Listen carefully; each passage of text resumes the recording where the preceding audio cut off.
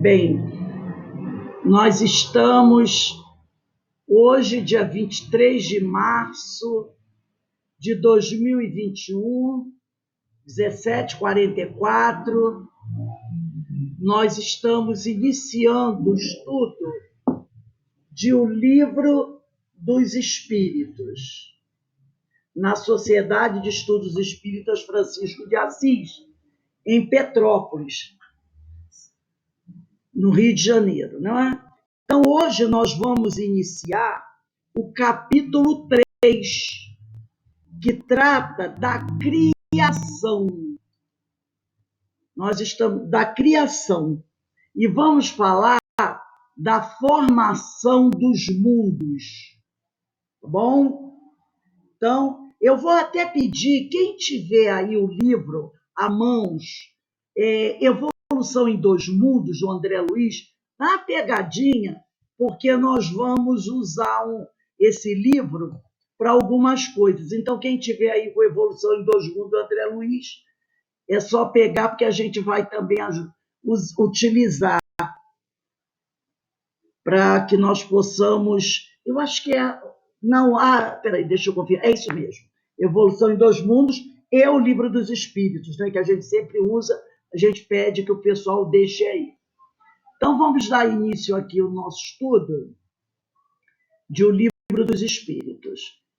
Eu vou começar fazendo a leitura da pergunta 37, que é a pergunta que vai dar início ao estudo de hoje. Nessa pergunta, Kardec interroga os espíritos da seguinte forma. Antes eu vou ler a parte inicial do livro. Capítulo 3, da criação, formação dos mundos. O universo abrange a infinidade dos mundos que vemos e dos que não vemos. Todos os seres animados e inanimados, todos os astros que se movem no espaço, assim como os fluidos que o enchem. Antes de nós começarmos, eu vou pedir para a Denise não esquecer de anotar o número de participantes, tá, Denise? Tem uma pessoa aqui no Moto G5, deixa eu ver se Sou eu. É a Ana Luísa? Isso. Então, Rose, só um minutinho que eu estou um pouco perdida aqui. Qual seria a página, por favor? Olha, eu não sei qual é a capa do teu livro. Procura assim no livro do capítulo 3. Vai lá no livro e abre assim, vendo o capítulo 3. Porque o meu livro, como ele deve ser diferente do teu...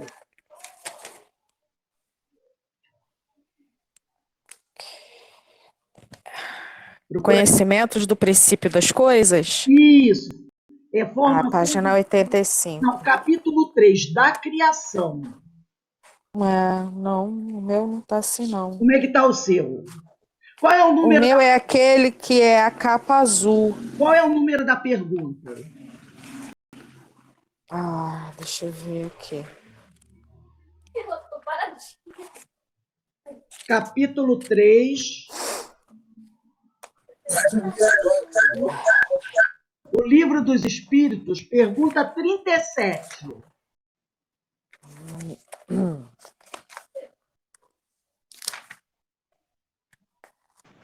O livro do Fernando é a capa azul, igual dela, é página 64. Não, mas aí ela tem que ver pela pergunta. Ana... O universo foi criado ou existe de toda a eternidade como Deus? Isso, porque é um livro... então achei. A gente vai seguindo pelo número da pergunta, entendeu? Então, essa é a Entendi. Pergunta 37. Então, eu vou ler. Formação dos mundos. O universo abrange a infinidade dos mundos que vemos e dos que não vemos. Todos os seres animados e inanimados, todos os astros que se movem no espaço, assim como os fluidos que o enchem. Agora eu vou ler a pergunta 37. É a pergunta que Kardec faz aos espíritos.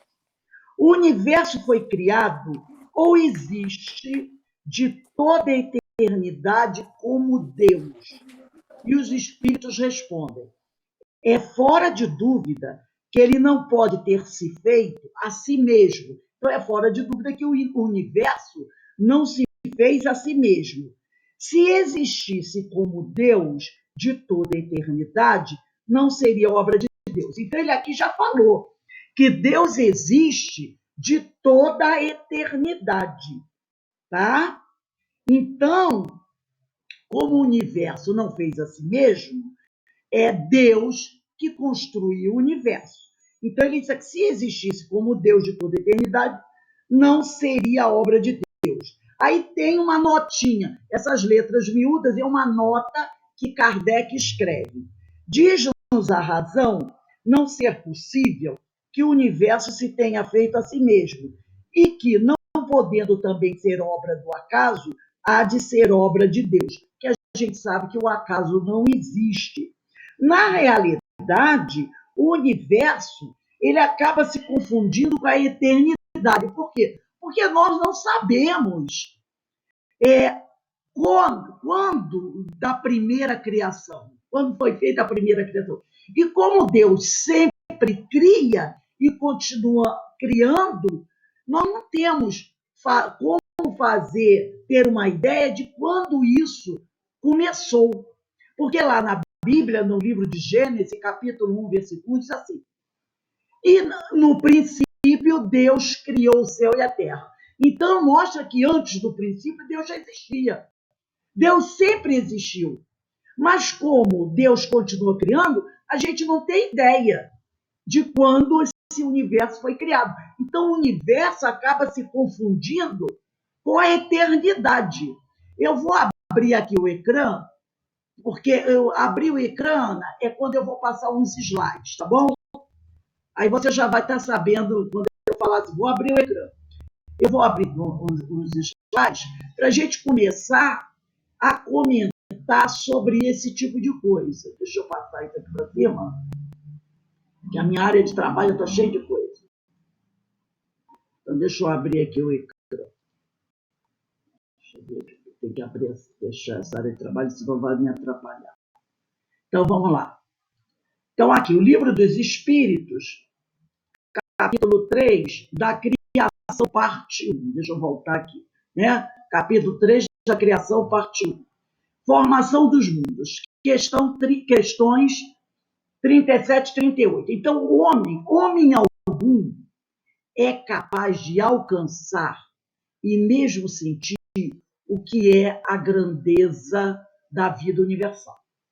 Nenhum de nós tem essa condição, tá? De imaginar o que é a grandeza da vida universal. O universo, que a gente precisa saber, o universo não é Deus. Ele está ligado ao Criador por fios que desconhecemos, porém é obra das suas mãos. Então o universo é obra de Deus. E a gente diz assim, o universo é infinito, não é? Porque a gente não tem ideia nem do que seja infinito na verdade. A gente dá infinito é o que não tem fim. Na realidade, nem essa definição é a definição ideal.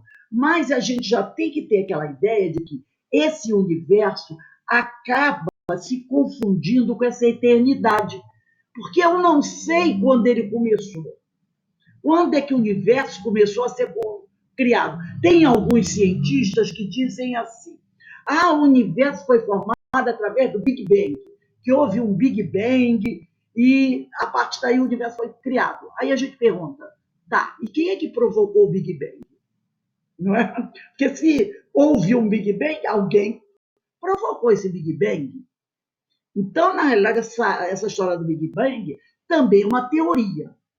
Mas, na realidade, esse universo ele se confunde com essa eternidade que a gente não sabe quando ele foi criado. O que a gente tem que ter esse registro é o seguinte, que homem algum é capaz de alcançar e mesmo sentir o que é a grandeza da vida universal, o que é a grandeza do universo. Nós não temos essa capacidade de perceber isso.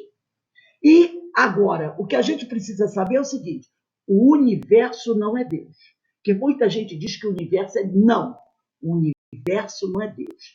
Ele está ligado ao Criador por fios que nós desconhecemos. Mas o que a gente precisa saber é o seguinte, tudo o que existe é obra de Deus. Então, o universo, que é formado dos planetas, dos satélites, das constelações, das galáxias, tudo isso é obra de Deus. E é aquele detalhe, que os amigos espirituais dizem para a gente, ó, contente-se com essas explicações. Por quê?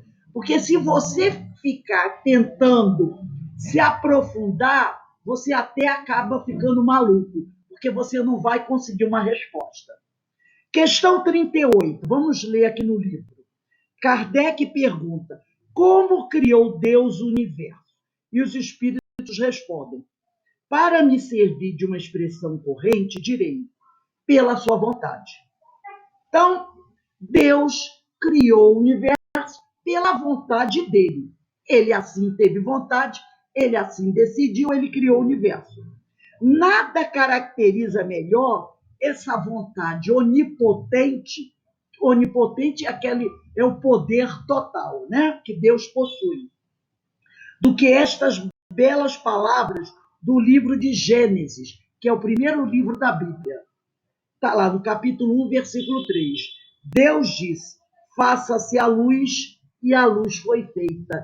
Então, essas palavras da Bíblia, elas representam bem a vontade de Deus. Ele disse, faça-se a luz, e a luz foi feita. Deus decidiu criar o universo, ele assim o criou. Então, Deus é onipotente, é onisciente, tem a ciência de tudo, conhecimento de tudo, não é? Ele pode estar em todos os lugares, a hora que ele quiser.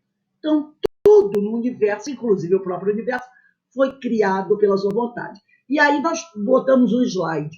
O princípio da criação perde-se na noite da eternidade. Porque quando Jesus disse, o Pai sempre criou e continua criando, né? O Pai sempre trabalhou e continua trabalhando, e eu trabalho também, então são coisas que a gente não vai nunca conseguir alcançar o início. Quando isso aconteceu? Isso perde-se na noite da eternidade. Vamos à pergunta 39. Na pergunta 39, Kardec pergunta o seguinte, poderemos conhecer o modo de formação dos mundos? Kardec está querendo, né, se aprofundar. Será que nós podemos conhecer o modo de formação dos mundos? E os espíritos respondem, tudo o que a esse respeito se pode dizer e podeis compreender é que os mundos se formam pela condensação da matéria disseminada, quer dizer, espalhada no espaço. Nós já sabemos que a matéria é uma energia condensada. Então, tudo que se pode dizer, o que os espíritos podem dizer e que nós podemos compreender, é que os mundos se formam devido a essa condensação da matéria. Quer dizer, por causa dessa energia condensada é que vai dar origem aos mundos, aos planetas. Seguindo aqui. A energia disseminada por todo o universo, ela vai se aglomerando com o tempo. Não pelo acaso, porque a gente sabe que o acaso não existe. Os fluidos cósmicos, eles são dominados pelos engenheiros siderais. Engenheiros siderais são os grandes devas, não é? Os grandes devas do universo. Os grandes espíritos, aqueles espíritos que trabalham para o Senhor, espíritos como Jesus, na realidade, né? Então, esses espíritos, que nós não temos nem ideia como eles são, porque eles são tão superiores a gente, que a gente não consegue imaginar. Porque o espírito mais perfeito que nós conhecemos foi Jesus, quando esteve aqui na Terra. Não é? E mesmo assim, nós mal conseguimos compreender Jesus. Imagine outros espíritos que estão até acima de Jesus. Porque existem outros espíritos que foram criados antes de Jesus, que têm um conhecimento até mais amplo que Jesus, não é? Esses grandes devas, vamos dizer assim. Muita gente pode dizer assim, nossa, como um espírito superior que Jesus? Nós sabemos que os espíritos, eles possuem um grau evolutivo. Jesus é um espírito puro, mas existem outros comandando galáxias, comandando partes imensas do universo. E isso não diminui Jesus, não, gente. A gente não tem que ter essa ideia, vai diminuir Jesus. Não. Ele é um dos grandes trabalhadores do Senhor, mas existem outros. Então, os fluidos cósmicos são dominados pelos engenheiros siderais, tá? Esses grandes espíritos que são verdadeiras sumidades, como Jesus. E esse éter, quer dizer, esse fluido, ele é obediente às mentes desses grandes espíritos que comandam tudo. E tudo é feito pela determinação divina. Nada se faz ou se forma sem que Deus determine, sem a sua participação engenhosa e justa. Então vamos imaginar o seguinte: Deus vai elaborar alguma coisa. Então ele chama esses grandes trabalhadores, esses engenheiros siderais, esses espíritos magnânimos, e dá a eles a ordem para que assim façam, como ele quer. E eles vão lá, eles idealizam, eles elaboram e eles constroem, tá? Mas sob ordem do Senhor, tá?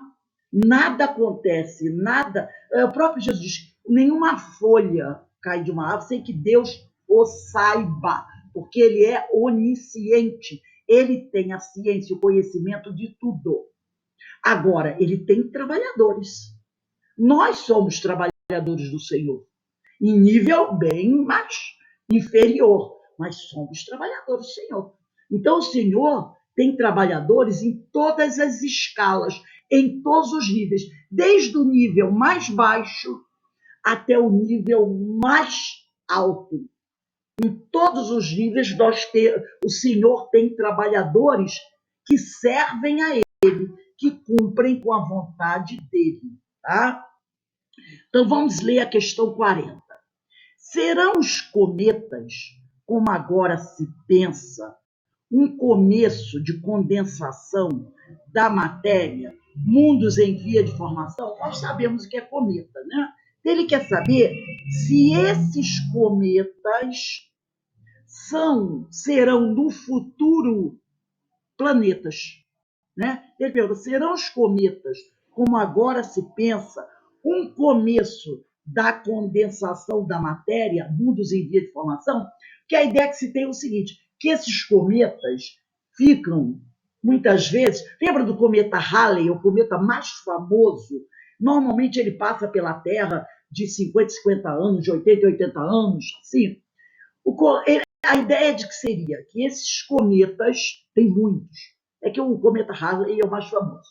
Ele vai passando, girando pelo espaço. Conforme ele vai girando pelo espaço, ele vai agregando matéria. Ele vai agregando, vamos dizer assim, como se fosse poeira do espaço, não é? Falando assim de uma forma muito simples.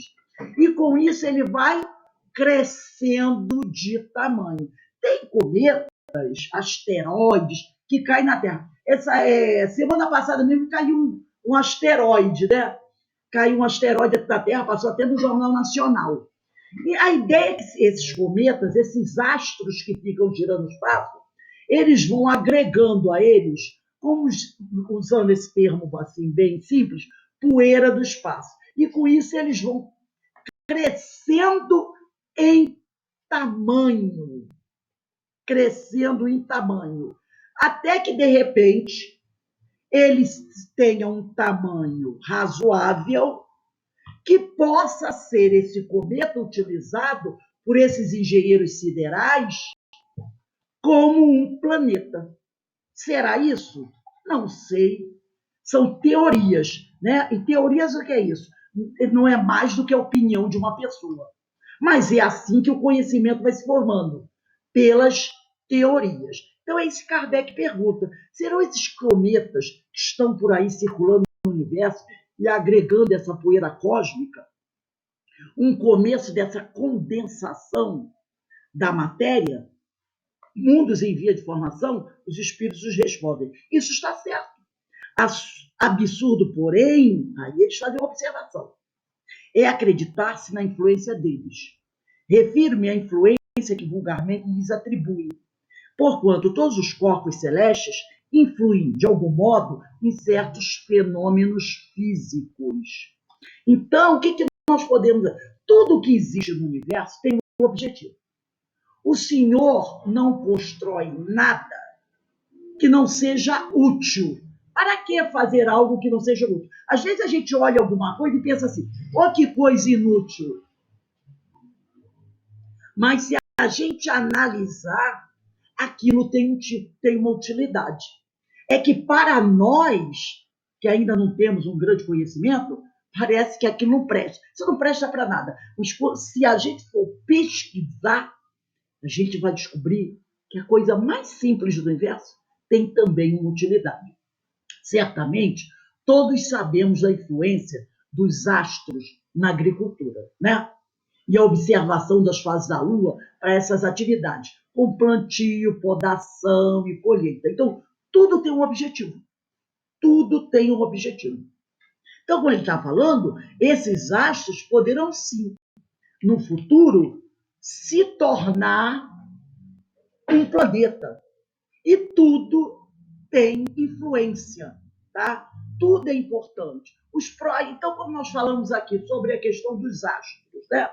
Os astros, eles têm influência. Nós temos a Lua, nós temos o Sol, nós sabemos que esses astros, eles são importantes, não é?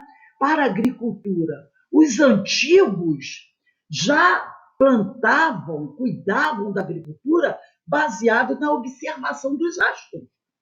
E hoje a agricultura moderna, eu estava fazendo uma pesquisa, também se observa os astros para poder cuidar do plantio, para verificar a época da podação, a época da colheita. Então, esses astros, eles têm uma importância, tá? Agora, isso não é porque esses astros têm uma importância fundamental, influem, inclusive, nas marés, a Lua, não é? Nas marés, maré alta, maré baixa, tudo depende da Lua. Então, a gente vê que eles são importantíssimos, os astros. Agora, o que nós não podemos acreditar e aceitar é que os astros dirijam nossas vidas e nossas atitudes. Nós sabemos que tem muitos companheiros que eles são tão crentes nessa ciência dos astros que eles baseiam tudo o que eles fazem nesses astros. Aí nós temos a astrologia, que é uma ciência, aí tem os signos, aquela coisa nada toda, né? Então, o que Kardec coloca aqui, ele diz aqui, ó, isso está certo, tá? Os cometas, esses astros, com o tempo serão mundos em formação, isso está certo. Agora ele fala o seguinte, ele quer mostrar o seguinte, apesar dos astros terem uma importância muito grande, como nós sabemos, tanto aí o caso da agricultura, talvez seja a influência mais famosa que exista, né? Os agricultores se baseiam no seu plantio, a podação, a sua colheita, né? Qual é a época certa para plantar essa planta, o arroz, o feijão, o milho, o trigo, não é? Eles se baseiam tem uma época certa do ano para se plantar. Tudo isso é ciência. A mais moderna agricultura se baseia nisso. Os computadores, é claro, mas verificam isso. Agora, como Kardec diz aqui, absurdo é acreditar-se na influência deles. Refiro-me à influência que vulgarmente lhes atribui. Porquanto todos os corpos celestes influem de algum modo em certos fenômenos físicos. Olha aí a questão das marés. Fenômenos físicos. Mas nós não podemos acreditar que eles dirijam nossas vidas e nossas atitudes.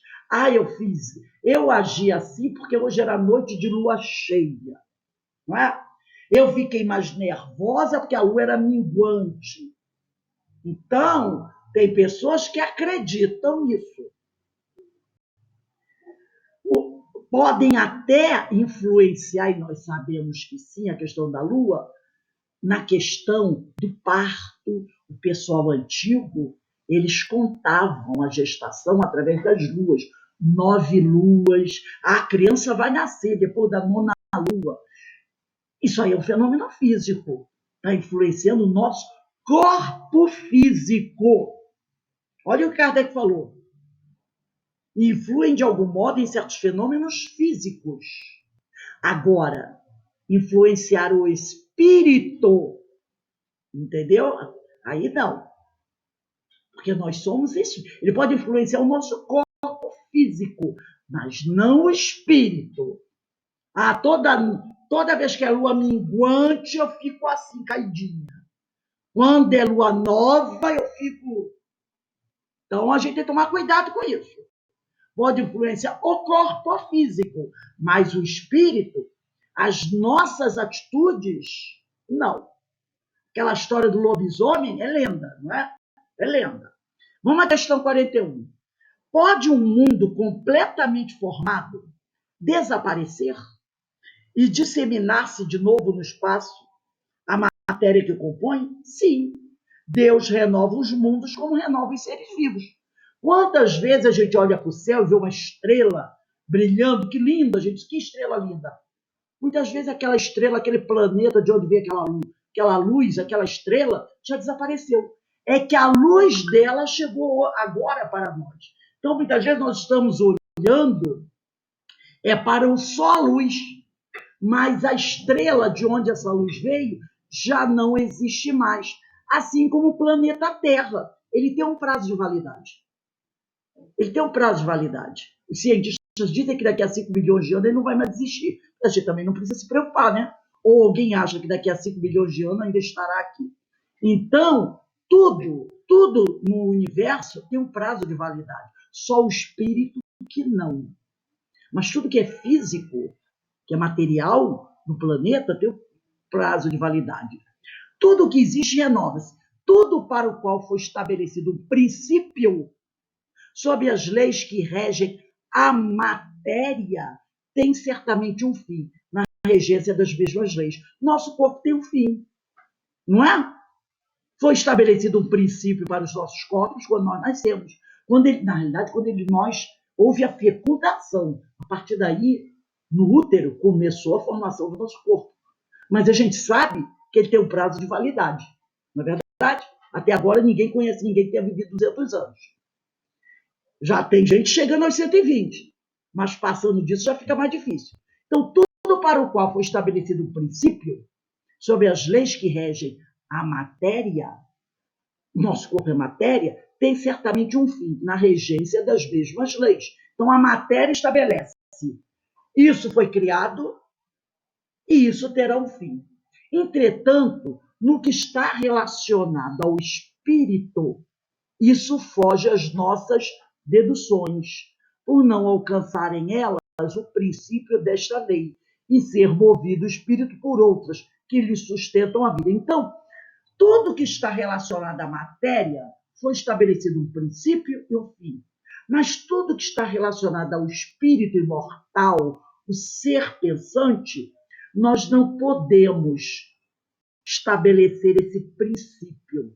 Porque, como nós já vimos, nós não sabemos quando o espírito foi criado. Então, isso foge às nossas deduções, às nossas ideias, porque nós não temos condições de alcançar o princípio desta lei.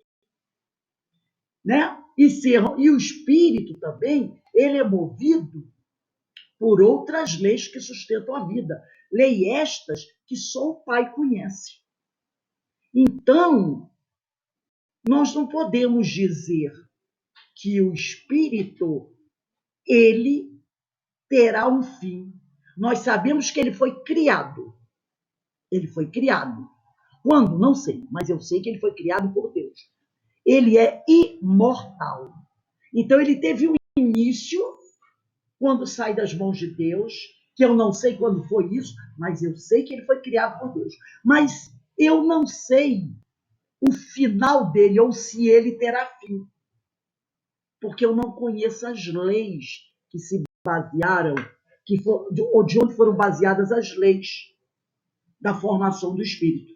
Então, a gente aprendeu que o espírito é imortal, ele nunca tem fim. Já a matéria é diferente. Tudo que é matéria tem um princípio e tem um fim, né?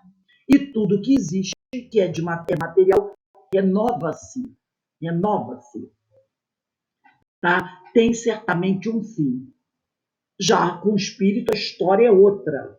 O espírito é totalmente diferente da matéria. Então, nós não conseguimos imaginar como isso acontece, quais são as leis que regem a formação do espiritual. Então, a gente imagina que ele não tenha fim. Então, vamos agora à questão 42. Poder-se-á conhecer o tempo que dura a formação dos mundos, da Terra, por exemplo? Será que eu posso conhecer o tempo que durou a formação do planeta Terra, desde que ele começou a ser formado até ele ficar prontinho? Os espíritos dizem: nada te posso dizer a respeito, porque só o Criador o sabe. Quer dizer, nem esses espíritos que estão falando sobre o assunto, eles sabem, que estão respondendo a pergunta. Ele diz aqui: nada te posso dizer a respeito, porque só o Criador, só o Senhor o sabe. E bem louco será quem pretenda sabê-lo ou conhecer que número de séculos dura essa formação. Então, essas ideias que as pessoas dizem, os cientistas, o planeta Terra tem 5 bilhões de anos, desde que ele começou a ser formado até hoje. Tudo isso é teoria, gente. Isso é teoria. Porque ninguém sabe, tá? O tempo que tem da formação de quando a Terra começou a ser formada até hoje. Ninguém sabe. Então, os cientistas ficam especulando. Na realidade, nem o tempo que o homem, o ser racional, está na Terra, nós sabemos. Por exemplo, essa semana eu estava lendo uma matéria que um jovem de 16 anos, estudante, lá na França, ele estava com um grupo de arqueólogos fazendo um estágio, né?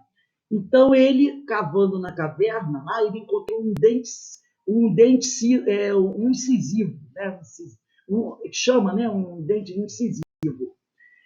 Um dente. E os cientistas levaram para o laboratório para verificar se o dente era humano ou era de animal. Chegaram à conclusão que o dente era humano. E passando esse dente pelo carbono 14, eles chegaram à conclusão que aquele dente tinha 560 mil anos. E era de um ser humano, não era macaco. Era um dente humano de 560 mil anos. Então, numa caverna na França, onde eles já encontraram vários outros fósseis. Então, olha só. Esse homem vivia naquela região, naquela caverna, há 560 mil anos. Imagine, como é que a gente vai poder saber quando é que o homem apareceu na face da Terra? Logicamente, os cientistas especulam 1 milhão de anos, 2 milhões de anos, mas tudo é especulação. Ninguém sabe de verdade, tá? Então,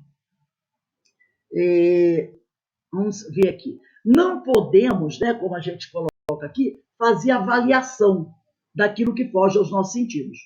Circunstanciar as coisas é nosso dever. Quer dizer, o que é circunstanciar as coisas? Pesquisar. Sim. Pesquisar é nosso dever. Desde que entendamos que o nosso conhecimento é limitado, para que não nos percamos. O que quer dizer essa história de conhecimento limitado? Aqui mesmo no Livro dos Espíritos, na questão 11, que eu já li para vocês várias vezes, mas eu vou ler mais um pedacinho, diz assim, será dado um dia ao homem compreender o mistério da divindade? Aí ele diz aqui: quando não mais tiver o espírito obscurecido pela matéria, quando pela sua perfeição se houver aproximado de Deus, ele o verá e compreenderá. Quer dizer, dá para entender que tá faltando, vai demorar muito tempo, né? Quando o homem não tiver mais o espírito obscurecido, quando o homem ele está querendo dizer, quando o homem não for mais ignorante, não é ignorante de ser grosseiro, mal educado, não, é ignorante de não conhecer, não ter conhecimento. Então, quando o homem não for mais ignorante, quando ele for perfeito e tiver se aproximado de Deus, ele poderá compreender Deus. Gente, está faltando muito, não é verdade? E na questão 14, ele diz aqui, ó, Deus existe, disso não podeis duvidar. É o essencial, crede-me. Não vades além. Não vos percais no labirinto, de onde não lograríeis sair.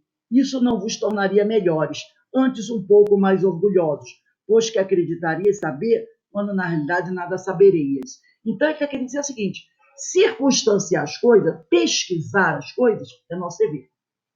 Dever que entendamos, desde que entendamos que o nosso conhecimento é limitado. Quer dizer, eu devo pesquisar, mas não posso querer pesquisar para descobrir tudo do universo, porque eu não tenho conhecimento para saber tudo do universo. Então, eu tenho que saber que a minha pesquisa será limitada.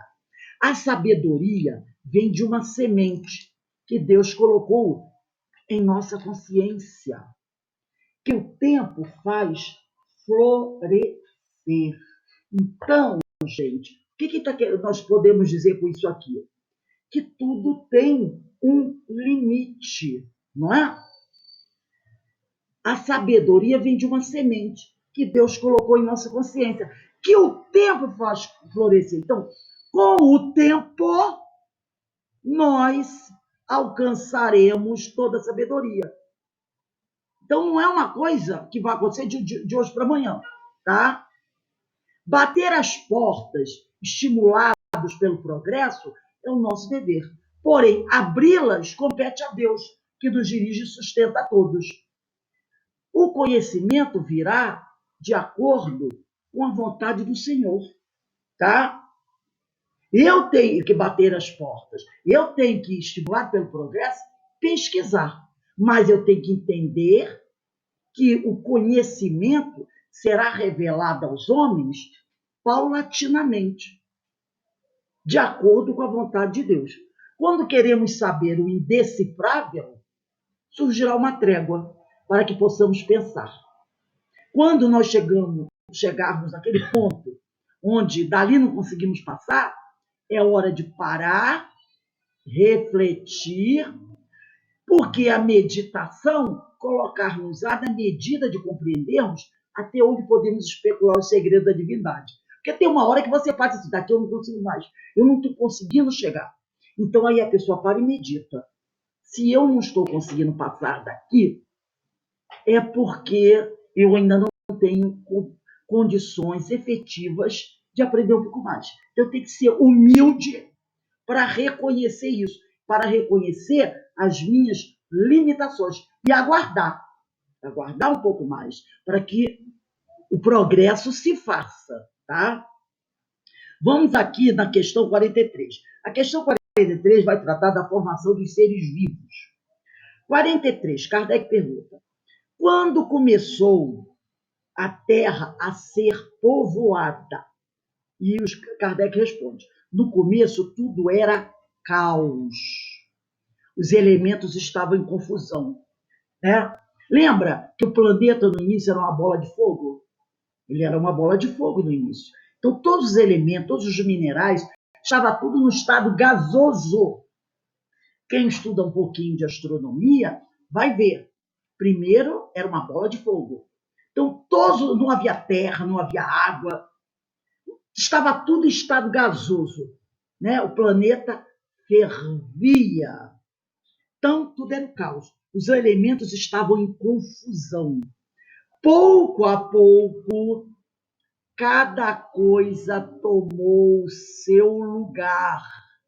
Conforme o planeta vai esfriando, esses elementos que estavam em estado gasoso começam a se transformar em líquido, não é isso? e começam a cair sobre a terra. Você quer ver um exemplo disso? Simples, que as crianças fazem na escola?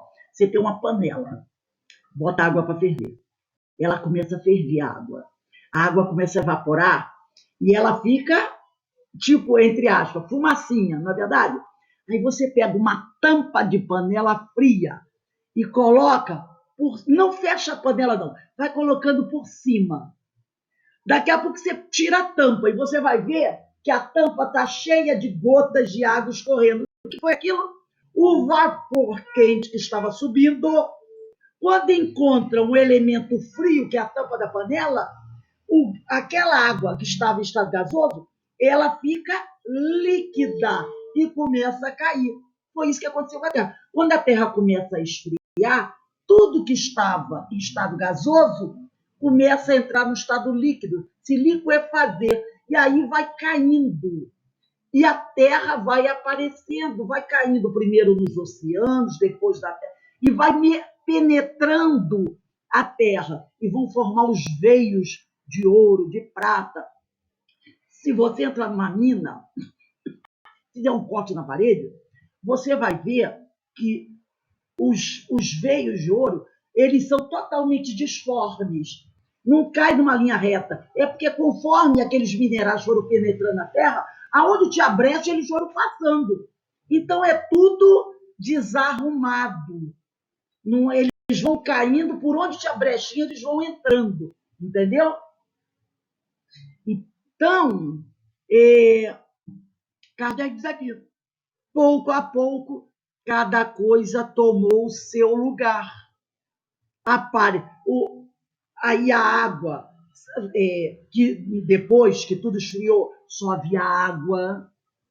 O planeta só tinha água, não tinha terra. Depois, a terra, os continentes começaram a aparecer. Era Pangeia, era um bloco só.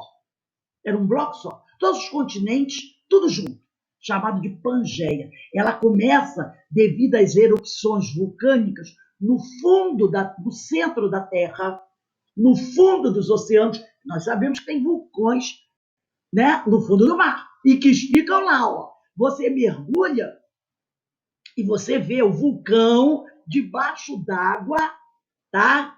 Entrando em erupção, e você diz assim, como é que esse fogo não apaga? No Havaí tem muito isso. Esses vulcões submersos estão lá do fundo do oceano.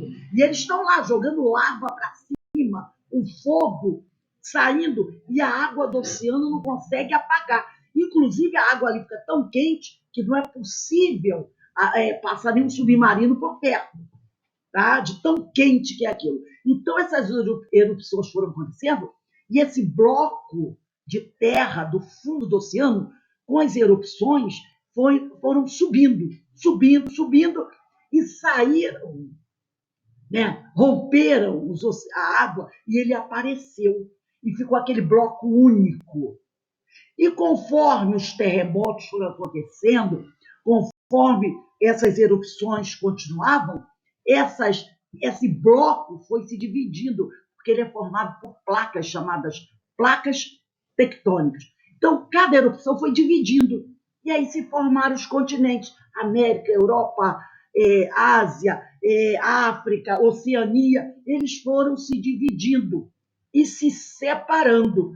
E aí ele fala, aparecem os seres vivos. Primeiro vão aparecer os primeiros organismos no fundo do oceano, depois vão aparecer os vegetais, e só muito tempo depois os animais de todas as espécies. Então, ele diz aqui, pouco a pouco, cada coisa tomou o seu lugar. Esse pouco a pouco, gente, é milhões e milhões de anos, tá? Apareceram, então, os seres vivos apropriados ao estado do globo. Isso é coisa importante falar. Por quê? Porque quando começam a surgir os primeiros seres vivos na Terra, o ar da Terra não era igual de hoje, não. Não era igual ao de hoje, não. Era um ar muito carregado de gases. Gases que o homem não poderia respirar. O homem não poderia respirar. Por isso que inicialmente vão surgir os vegetais. Todo mundo sabe que sobre fotossíntese, não sabe? Todo mundo conhece a história da fotossíntese. Por que será que primeiro surgiram os vegetais? E não eram as plantas que surgiram, não era igual às nossas plantas, não. Eram plantas gigantescas. Gigantescas. Se as plantas de hoje promovem fotossíntese, imagine aquelas plantas monstruosas, a fotossíntese que elas realizavam. Então, essas plantas e os animais não podiam existir naquela época, porque eles também não conseguiriam sobreviver, porque a atmosfera era tomada de gases venenosos, que só as plantas, os primeiros vegetais, conseguiam existir. Passado bilhões e bilhões de anos, vão começar a surgir outros seres vivos, mas um pouquinho mais caprichados. Nessa altura, a atmosfera já estará diferente, estará mais suave. Mesmo assim, até que o homem surja, vão levar mais muitos outros bilhões de anos. Porque a atmosfera, quando o homem surge, tem que estar completamente saneada. Senão o homem não conseguiria existir. Por isso que vão vir os... Se você começar a estudar isso, você vai perceber que os primeiros dinossauros que apareceram, eles eram muito mais brutos, grosseiros, do que os últimos. O pessoal fala, Tiranossauro Rex. Tiranossauro Rex já é uma elaboração muito evoluída de um dinossauro. Porque os primeiros eram muito abrutalhados. Ele não, ele já é, vamos dizer assim, uma mice dos dinossauros. Já é o que tem de melhor, de mais fino dos dinossauros. Porque os primeiros serão animais muito grosseiros para se adaptar àquela atmosfera. E aí, com o passar dos bilhões de anos, esses mais grosseiros vão morrendo e vão vindo outros mais bem delineados, mais bem, e assim a evolução caminha, tá? Assim a evolução caminha.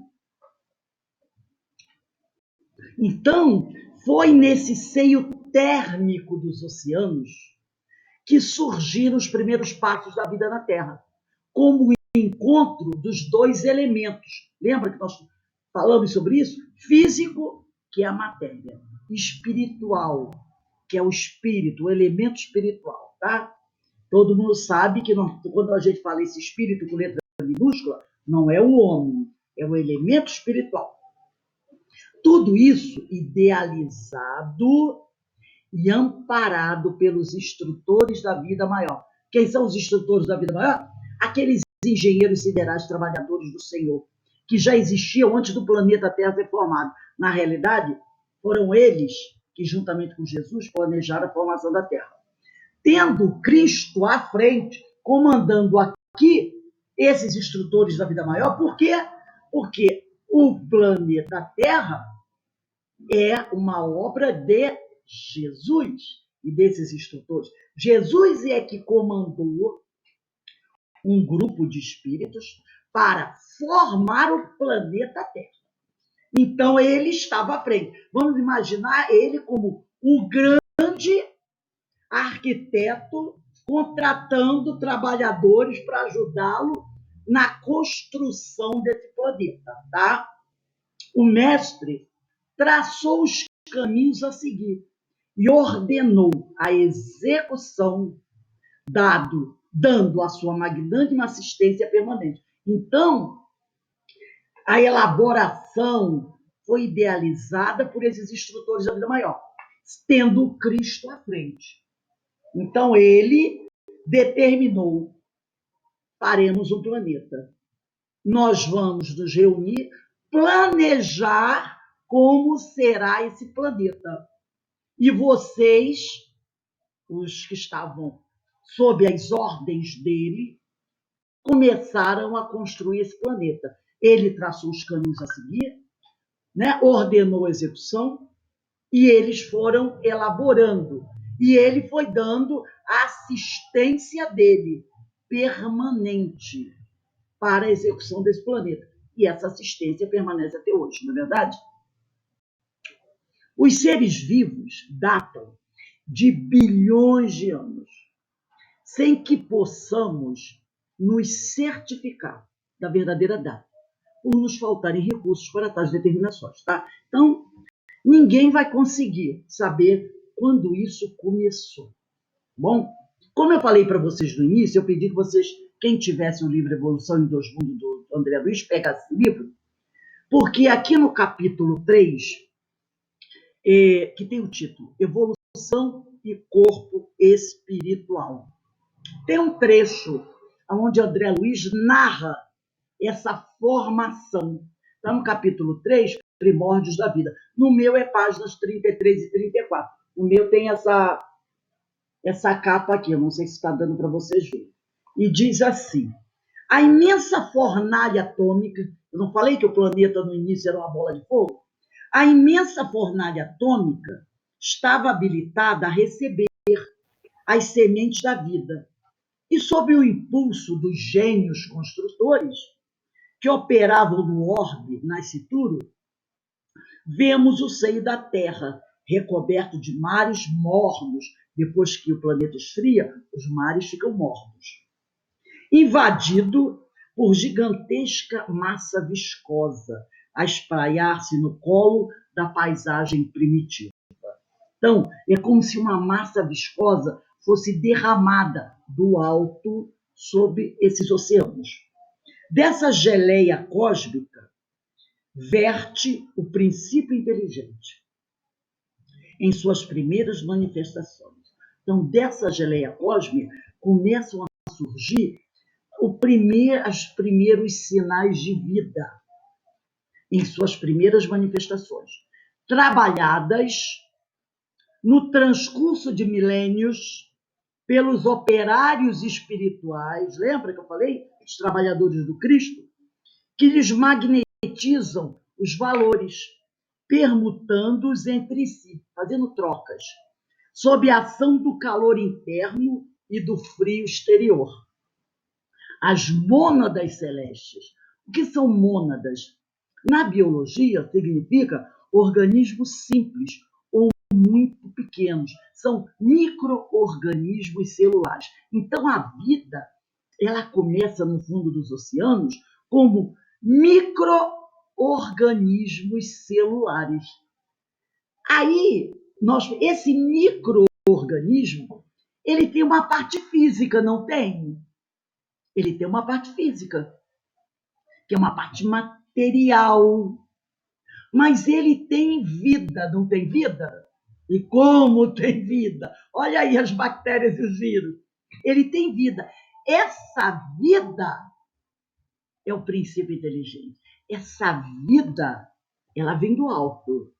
Mas a parte física, que nós muitas vezes só vamos ver através de um microscópio, ela é da Terra. Essa parte física. Por isso ele diz aqui, trabalhadas no transcurso de milênios pelos operários espirituais que lhes magnetizam os valores, permutando-os entre si, sob a ação do calor interno e do frio exterior. As mônadas celestes são esses micro-organismos celulares, são os organismos mais simples, exprimem-se no mundo através dessa rede filamentosa do protoplasma. O protoplasma é como se fosse o citoplasma de uma célula. Se vocês conseguirem imaginar a célula, ela tem um núcleo e ela tem uma parte, como se fosse gelatinosa em volta dela, não é isso? De que se lhes derivaria a existência organizada no globo constituído. Séculos de atividades silenciosas perpassam sucessivos. Na filosofia, nós podemos dizer que a mônada celeste, e o livro dos Espíritos é um livro de filosofia, ele significa a união perfeita do elemento espiritual e da matéria. Lembra quando nós falamos, lá, aquela aula onde nós falamos sobre espírito e matéria? Que o espírito se une, o princípio espiritual, espírito com letra minúscula, se une ao princípio material com o fluido universal como intermediário? Lembra que eu falamos sobre isso? Só assim o princípio espiritual vai poder agir sobre a matéria, se ele tiver a ajuda do fluido universal.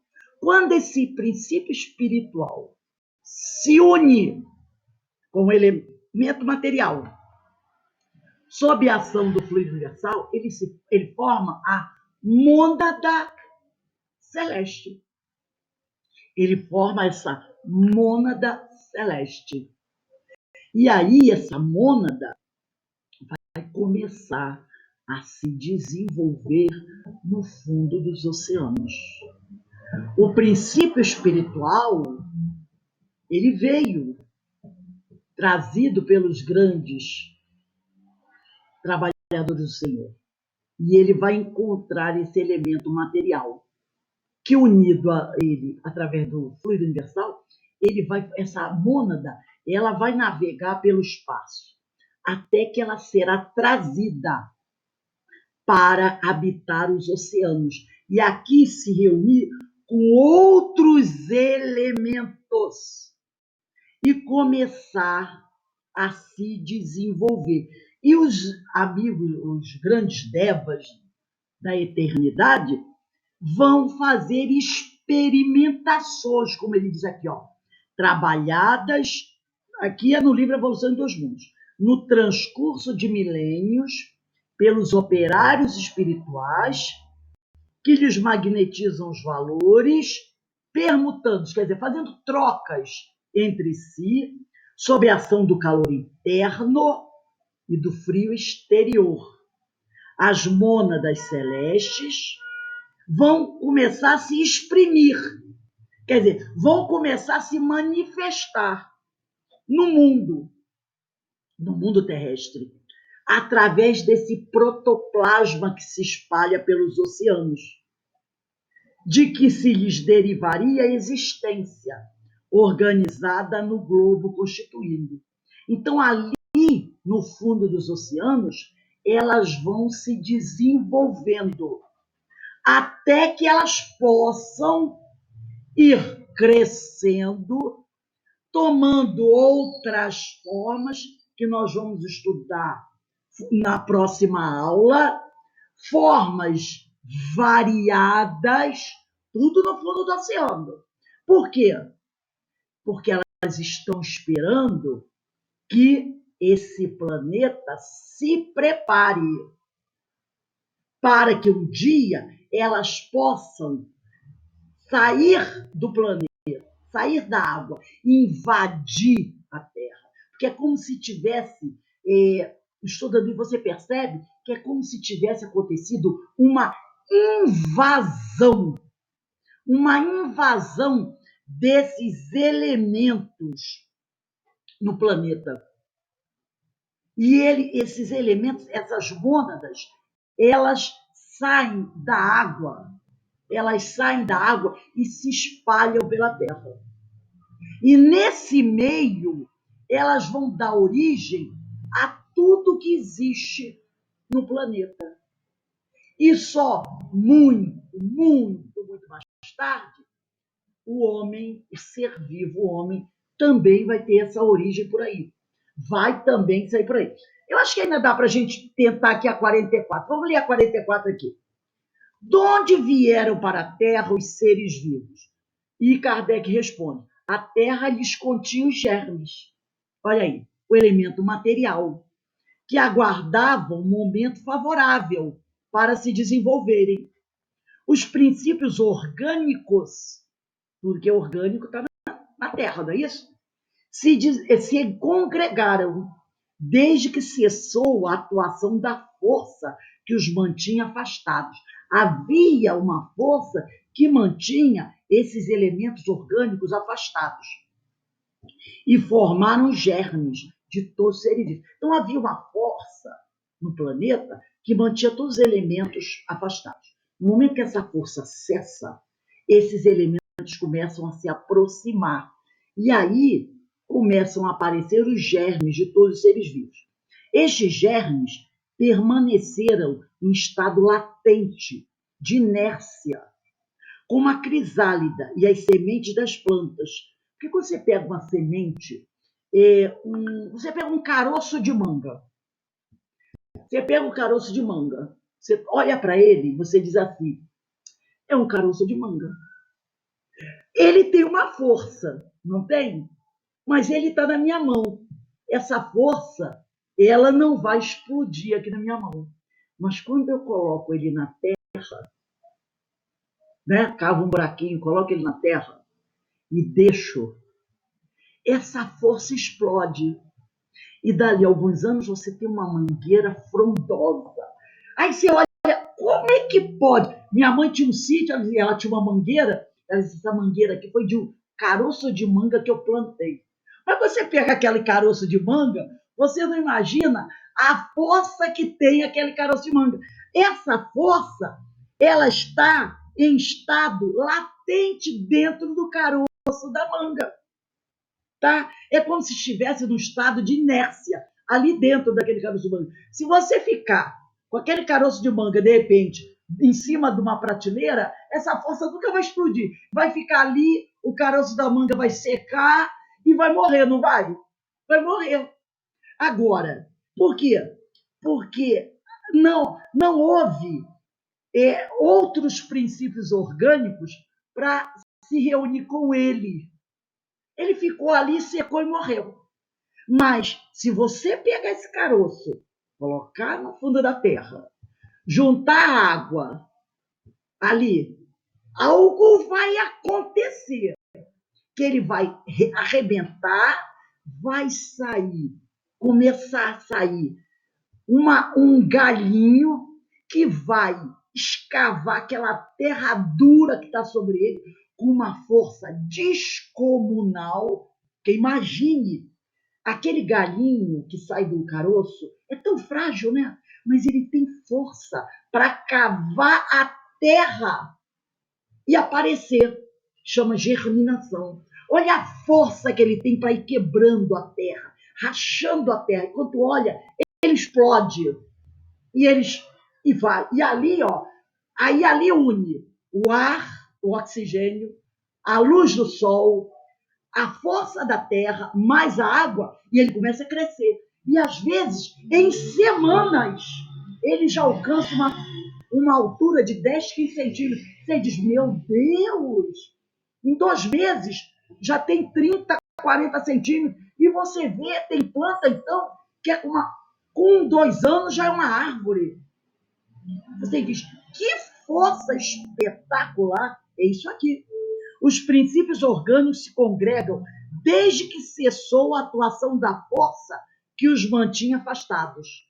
No momento que você coloca a semente na terra, a força que mantinha esses elementos afastados, ela desaparece. E aquela energia que estava ali, em estado latente, em inércia, explode, né? E aí forma um germe de todos os seres vivos. Esses germes permaneceram em estado latente, com a força do caroço da manga, com uma crisálida e as sementes das plantas, até o momento propício ao surto de cada espécie. Os seres de cada uma dessas se reuniram, então, e se multiplicaram. Né? Então, dentro do corpo humano, isso é fantástico, gente, existem os germes de vida biológica, nós sabemos, que são os espermatozoides. Mas eles, os espermatozoides e os óvulos, né? Mas eles, sem o campo necessário para a sua proliferação, e ainda mais sem o encontro com o óvulo feminino, não gerariam vida física, sucedendo vidas. Então, um homem e uma mulher, eles têm dentro deles essas células, não tem? Espermatozoides e óvulos. E poderão viver e morrer sem que elas gerem vidas. Não é verdade? Basta que esse homem e essa mulher não tenham um relacionamento sexual. O homem, muitas vezes um homem fértil, pode, por opção, sei lá, não querer ter filhos. Se não houver uma união dessas células, você não gera uma nova vida. Mas elas estão lá, não estão lá? Sem o encontro do espermatozoide com o óvulo feminino, não geraria vida física. sucedendo vidas. Todavia, o espírito que irá comandar o corpo, ele vem de Deus. É uma inteligência separada do corpo. O corpo físico lá está, contudo, em estado latente. Os óvulos, o espermatozoide, são as células sexuais, chamadas de gametas. Eles estão lá no nosso corpo, em estado latente. Mas se não houver a união dessas células, eles ficarão em estado latente até que o indivíduo morra. Então, o homem, ele não pode gerar vida sozinho. A mulher também não pode gerar vida sozinho. É preciso unir essas células. Mas a vida está no corpo humano em estado latente. E assim, essa vida existia na Terra, em estado latente, precisando se unir. Mas havia uma força que as mantinha separado. Entendeu? Agora, o espírito, o princípio espiritual que vai comandar tudo isso, ele não está na Terra. Tá? Ele vem de Deus. Ele é diferente. A carne, em forma humana, é apenas instrumento da luz espiritual. O corpo é um instrumento do espírito. E esse espírito, ele se apodera de um corpo para a sua evolução. Ele vai lá e se apodera desse corpo para que ele possa evoluir. Então, esse exemplo aí dos espermatozoides é para a gente ver o que é a vida em estado latente. Nós temos essa vida em estado latente dentro de nós. Mas ela, sozinha, ela é igual caroço de manga, não vai para frente. É preciso uni-la a outros elementos para que ela possa se proliferar, para que ela possa gerar outra vida, tá?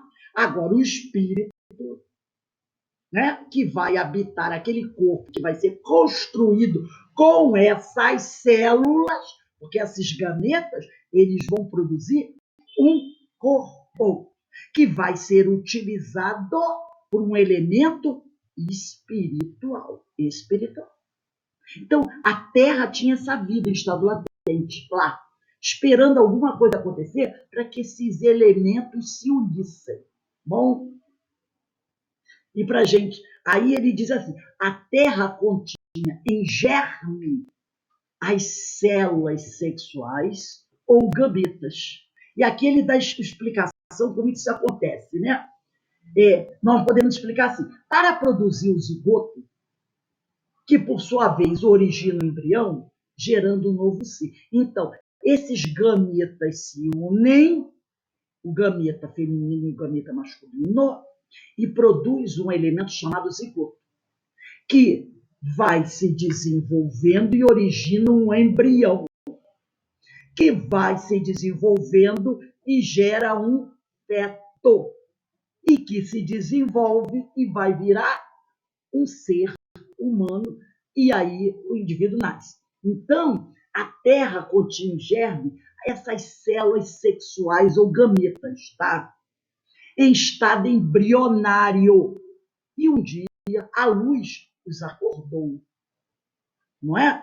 A luz que veio de Deus, a força divina os acordou para o encontro com os elementos lançados pelos espíritos, encarregados por Jesus para despertar a própria vida, no começo da vida no planeta. Então, estava tudo em estado latente, como o caroço de manga com a sua força lá, enquanto ele está na prateleira. De repente, Deus derrama sobre esse planeta a sua força, a sua energia. E Jesus está comandando tudo isso, organizando tudo isso. Essa energia vinda do alto faz com que esses organismos comecem a procurar um ao outro. Eles estavam lá quase que congelados. É como se eles despertassem. e começassem a se procurar, a se unir. E aí é como, fazendo essa analogia, a união do óvulo com o espermatozoide, gerando vida. E aí essa vida começa a borbulhar, a efervescer no planeta. E os engenheiros espirituais começam a organizar, fazer experiências, fazer trocas para que as formas fossem se organizando, tá? Para o encontro com os elementos lançados por esses espíritos, encarregados por Jesus, porque as formas vão se formando, e aí o elemento espiritual vai se agregando tudo aí. Tá? Então, ele diz para o encontro com os elementos lançados pelos espíritos, encarregados por Jesus, para despertar a própria vida no começo da vida no planeta. Então, para a gente encerrar o estudo de hoje, aí sim, eu vou pegar o livro Evolução dos Mundos, nesse capítulo 3, para a gente ler mais um pedacinho, onde ele diz aqui: elos desconhecidos da evolução. Compreendendo-se, porém, que o princípio divino aportou na Terra, emanando da esfera Ô, Rose, Oi. Espera aí. O elo perdido Não, elos desconhecidos da evolução. nesse mesmo No capítulo? mesmo capítulo. Vai um pouquinho para frente. Espera aí. É Ah, o tá. sexto item. Ok. É o sexto. Me encontrei. Elos desconhecidos da evolução. Compreendendo-se, porém, que o princípio divino aportou na Terra, emanando da esfera espiritual, trazendo em seus mecanismos o arquétipo. Arquétipo é modelo ou padrão passível de ser reproduzido, entendeu? Trazendo em seu mecanismo esse modelo para ser reproduzido, a que se destina, qual a bolota de carvalho. Bolota de carvalho seria uma semente, né? Qual a bolota de carvalho? E a semente da árvore carvalho, encerrando em si a árvore veneranda, é o caroço da manga, né? Que traz em si a árvore veneranda, que será de futuro, porque quando você olha ali não tem árvore, ali tem o caroço. A árvore, porque o pessoal diz assim, a árvore está dentro do caroço. Não está, não, ali é um caroço. A árvore vai surgir no futuro, né? E ele diz, qual a bolota de carvalho, encerrando em si a árvore veneranda, que será de futuro, não podemos circunscrever-lhe a experiência ao plano físico simplesmente considerado. Então, não podemos dizer que aquele elemento que está se formando ali, não podemos olhar apenas a parte física dele. Tem algo espiritual ali. Porquanto, através do nascimento e morte da forma, sofre constantes modificações nos dois planos. Vai haver, conforme aquele elemento que foi criado vai morrendo, ele vai evoluindo, mas ele não vai evoluindo só fisicamente, ele vai evoluindo também espiritualmente. Quando nós morrermos, nós reencarnaremos novamente. Haverá uma evolução física no novo corpo, mas também vai haver uma evolução espiritual, né? Então ele diz aqui, sofre constantes modificações nos dois planos em que se manifesta, razão pela qual variados elos da evolução fogem à pesquisa dos naturalistas. Então, os cientistas eles não conseguem analisar todas as fases, por representarem estágios da consciência fragmentária, fora do campo carnal, propriamente dito. Eles não poderão analisar todas as fases, porque há processos de evolução, de progresso, que se dá a nível espiritual. Como é que o cientista, que não acredita no espírito, vai conseguir analisar o processo de evolução espiritual? Ele diz aqui, nas regiões extrafísicas, em que essa mesma consciência, incompleta ainda, prossegue elaborando seu veículo sutil, então classificado como protoforma humana. Todo mundo sabe o que é uma protoforma, né? É um protótipo de uma forma. Quando você vai criar um carro, você primeiro faz um protótipo. Aí você analisa aquele protótipo. Depois você vai fazer o carro oficial. Então, a forma humana ela teve protótipos, correspondente ao grau evolutivo em que se encontra. Então, a gente tem que observar o seguinte, na próxima aula eu vou voltar nesse trecho novamente, tá? A gente tem que analisar o seguinte, há um elemento material aqui na Terra, vai se reunir um elemento espiritual que chega para ele, ainda uma mônada celeste, gente. E essa mônada vai ali se reunir com aquela forma física que está lá no fundo do oceano, como se fosse uma ameba. Eles dizem que o micro-organismo mais simples seria a forma de uma ameba, um negócio assim, tipo de uma ameba. Aquilo ali vai ter uma duração, aí vai morrer, vai formar de novo, e assim vai, milênios e milênios, e essa forma vai, né, se reestruturando. Toda vez que aquela forma física morre, esse princípio espiritual, ele sai dela, vai para o espaço. Ali no espaço, ele se desenvolve um pouquinho mais, igual a gente. Depois ele volta para dar uma forma, para fazer com que aquela forma se desenvolva um pouquinho mais. Dali ele morre, vai de novo. Lá ele adquire mais experiência, volta. A cada chegada dessa forma espiritual, nesse princípio que ali se encontra, essa forma ela vai adquirindo um desenvolvimento. É igual o homem. É igual o homem. Vamos pensar na protoforma humana. Não dá nem para imaginar o que seria a protoforma humana, não é? Aí você começam a chegar os primeiros homens. A forma deles é uma forma brutalizada, né? É aqueles corpos, nossa, cheio de pelos, ainda nem consegue ficar de pé. Muitos ainda habitam assim os galhos das árvores. Por quê? Olha o instinto, proteção, porque no chão é perigoso. Lembrando que quando o homem começa a surgir na Terra, os grandes dinossauros não existem mais. Não existem mais, porque o homem não conseguiria viver com eles. Mas existem outros. Os grandes crocodilos, existe o mamute, o tigre de dente de sabre, grandes serpentes, não é verdade? Então, essa forma humana, esse ser que já é o homem, mas que ainda não consegue raciocinar bem, ele está em cima da árvore, ele não conhece o fogo. Ele morre, ele vai para o plano espiritual. E lá ele vai adquirir experiência, um certo conhecimento.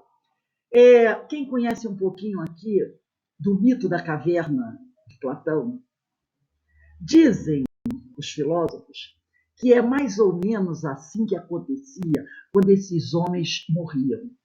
Quando esses homens morriam, esses primeiros seres mais simples chegavam ao plano espiritual, eles encontravam o desconhecido. Eles se deparavam com seres totalmente diferentes deles, que eram os grandes, né? E se assustavam. E aí eles pediam o quê? Eu quero a minha caverna de volta. E aí a reencarnação durava pouco tempo, e eles voltavam para a caverna. Daí veio o mito da caverna. Porque na caverna ele tinha segurança. Era o mundo que ele conhecia. Era o mundo que ele conhecia. Mas quando ele reencarnava, as formas físicas já iam melhorando, porque o espírito ele tem a capacidade, pela sua energia, de ir modificando a forma física. O cérebro, que era atrás da face, o cérebro do homem era aqui, atrás da face. Conforme o espírito reencarna, desencarna, ele vai se aprimorando. Toda vez que ele vinha ao corpo, ele vai dando uma qualidade melhor. Esse corpo, ele vai sutilizando o corpo vai se desenvolvendo. Com o passar do tempo, esse corpo vai ficando mais bonitinho. O cérebro vai subindo. Isso, gente, milhares e milhares de anos. Então, conforme o espírito vai evoluindo, o corpo vai evoluindo. Vocês querem ver um exemplo? Hoje existe aquela história aqui desse osso, esse último osso nosso aqui, né? A história dos dentes. Tem muitas crianças hoje que já nascem sem esses dentes aqui, ó, popularmente chamados de caninos. Por que eles existiam? Esses dentes aqui existiam e eram acentuados. Porque o homem antigo, quando ele ia comer, ele precisava dos caninos para isso aqui, ó, abocanhar o naco de carne do osso. O homem precisava desses dentes, eu chamo de dente de vampiro, né? Ele precisava desses dentes salientes, porque era assim que ele comia, ó, abocanhando a carne. Conforme o homem vai evoluindo, ele deixa de comer assim, não é? Ele passa a comer com talheres. O processo evolutivo do corpo vai tornando esses ossos, esses dentes, desnecessários. Você já terá crianças nascendo hoje sem esses dentes. Sem esses dentes. Você quer ver um exemplo?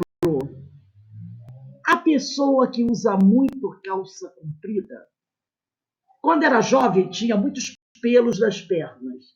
De tanto você usar calça comprida, anos e anos e anos, quem usava muito, se você observar suas pernas hoje, mesmo que você não depile, os pelos já não crescem como antes. É uma mudança que vai acontecer. Vocês já observaram isso? Antes, quando a gente era jovem, a gente depilava muitas pernas. Aí, de tanto usar, principalmente a calça jeans, que é grossa, hoje você vai olhar, não há tantos pelos assim nas pernas. Percebeu? Vai havendo uma mudança no físico, no corpo físico. Assim é. E daqui a um tempo, daqui a 1000 anos, o nosso corpo não vai ser como esse aqui não, hein? Ele vai ser diferente. Porque o espírito já estará tão mais evoluído que não precisará que o corpo seja tão grosseiro como... Isso é evolução. Isso é evolução. Bom, então nós vamos parar aqui. É questão 44 que nós paramos, né? Mas na semana que vem, eu vou voltar um pouquinho ainda na questão 44, dia 30, para a gente analisar um pouquinho mais esse fato aqui, tá? Para a gente dar uma elaborada um pouco melhor nesse ponto aqui. Porque ele é bastante interessante e trata da questão da evolução. Tá legal? Tá dando para acompanhar, gente? Eu sei que é um pouco complexo, mas a gente está tratando de evolução. Então, ó, quem tiver evolução em 2 mundos, dá uma lidinha aí no capítulo 1, 2 e 3, principalmente capítulo 3, do André Luiz, para a gente falar. A gente está falando de formação, tá? De mundo. Então, vamos dar uma paradinha aqui, coisa de 1 minutinho, 2 minutinhos só, que a gente só vai poder fazer 15 minutos do livro Memória de Suicida, que a gente avançou no horário, né? 3 minutinhos só para beber um copinho d'água, dar uma respirada e a gente volta no Memória de Suicida. Quem não vai estar conosco, um beijo no coração. E quando for 19h40, nós temos nossa palestra pública, tá legal?